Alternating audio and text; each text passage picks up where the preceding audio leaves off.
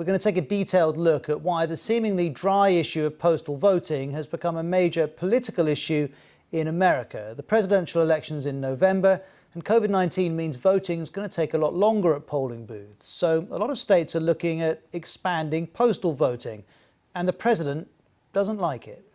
I think that mail-in voting is a terrible thing.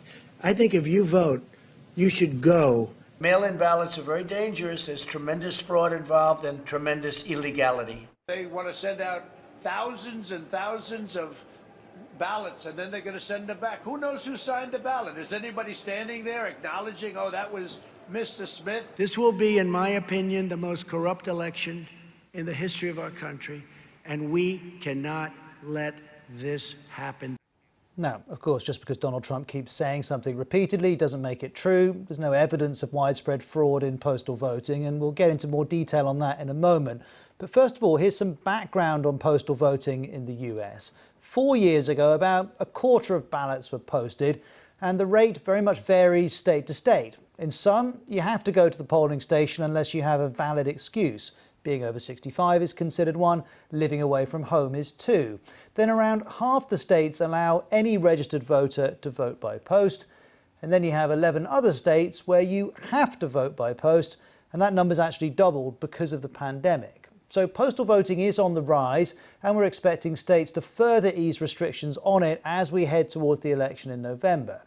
Now, like a lot of things in the US, this follows the political divide. In this case, Democrats are keen, Republicans definitely are not. And understanding the reasons why can tell us plenty about the election. Well, as we heard, President Trump thinks postal voting results in fraud. The Republican Party is pushing that message too. For example, in adverts like this one. Are you tired of driving all the way to a polling location to vote? Sick of always having to remember your ID to get a ballot? Worry no more, because the fix is in. Introducing Ballot Harvest. Get fresh ballots delivered right to your door. Make your voice heard as many times as you want. We've rigged up our system to churn out ballots for every living thing in the country. Millions a day. Well, people who study elections say it's simply not the case that fraud is common in postal voting. There are some individual stories. In New Jersey, its municipal elections in May were postal only because of the pandemic. Since then, 2 Democratic councilmen have been charged with fraud for allegedly approaching voters and collecting their ballots. And that was connected to the discovery of hundreds of ballots in one mailbox in the city of Paterson. Further south, 2 years ago, a congressional election had to be rerun after the Republican campaign seemingly broke the law. A campaign consultant faces criminal charges relating to allegations that he hired people to collect postal ballots and fill them in. Well, Mark Harris was the Republican candidate in this case. He had been in the lead by 900 votes, but the result was annulled. At the election board hearing, he agreed with that. I believe a new election should be called. It's become clear to me that the public's confidence in the 9th District seat general election has been undermined to an extent that a new election is warranted. Well, here's more on the issue in the US from Lorna Atkinson at the University of New Mexico. It's very hard to find fraud. I think there's very little fraud, but where we do find it, it is systematic, and it's meant to overturn elections. What I'm most concerned about in this election is the perception of fraud, and how that might lead to feelings of delegitimacy of people's votes, or a feeling that the election outcome itself is in jeopardy, that maybe it's not honest. If people don't feel that the election is free and fair, then the whole enterprise of democracy becomes a lot more difficult. Now, one of President Trump's tweets prompted Twitter to do something it hadn't done to him before. It fact-checked it and put a warning sign saying the claims were unsubstantiated. So if the president's claim about widespread fraud is false, why does he keep making it?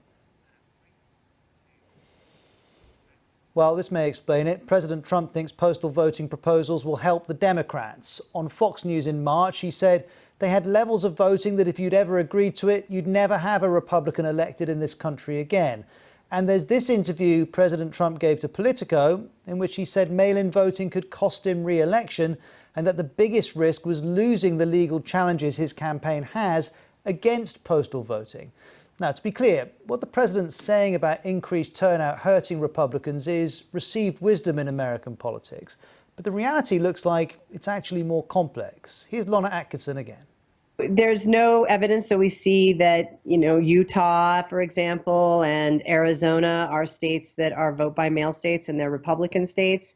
And then you have, the coast, California, Oregon, and Washington, which are blue states.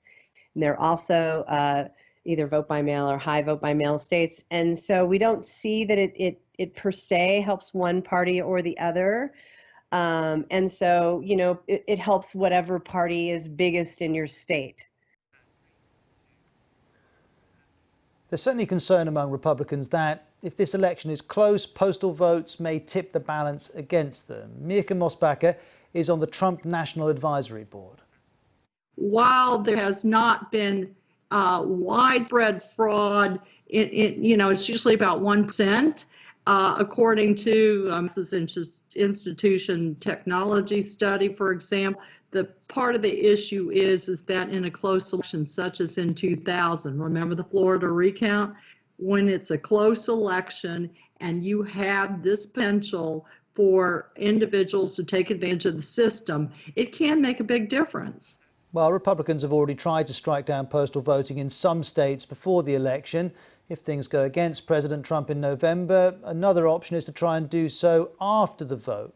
His critics allege that by casting doubt on the process now, the president may be laying the ground to challenge the results later in the courts. His challenger, Joe Biden, says it's my greatest concern that this president is going to try and steal this election.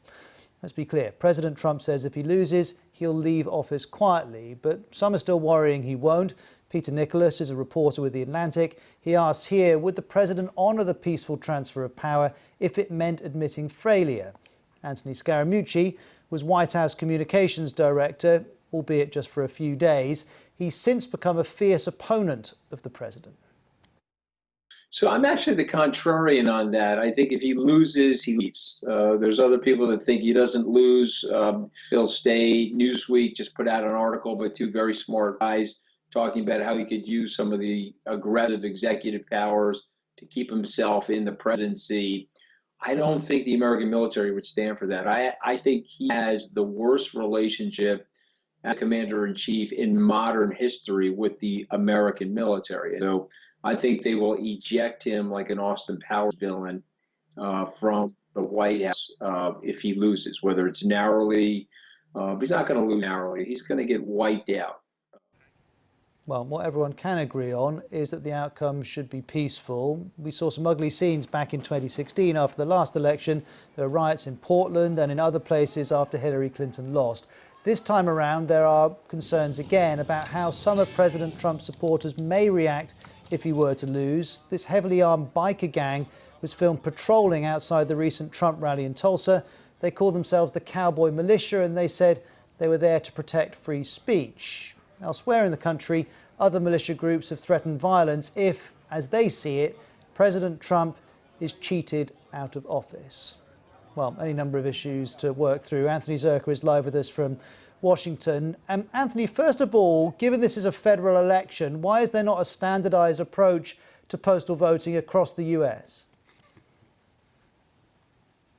The bottom line is that's the way the Constitution set it up. There's an elections clause in the Constitution that says states have the grounds to regulate the time, place, and manner of elections. Now, Congress and the federal government can step in and supersede state laws, but when the states get the first crack at it, essentially. So there have been times with civil rights laws and the Department of Motor Vehicle Registration that Congress has given guidelines states have to respect, but when push comes to shove, it's the states that get the first crack.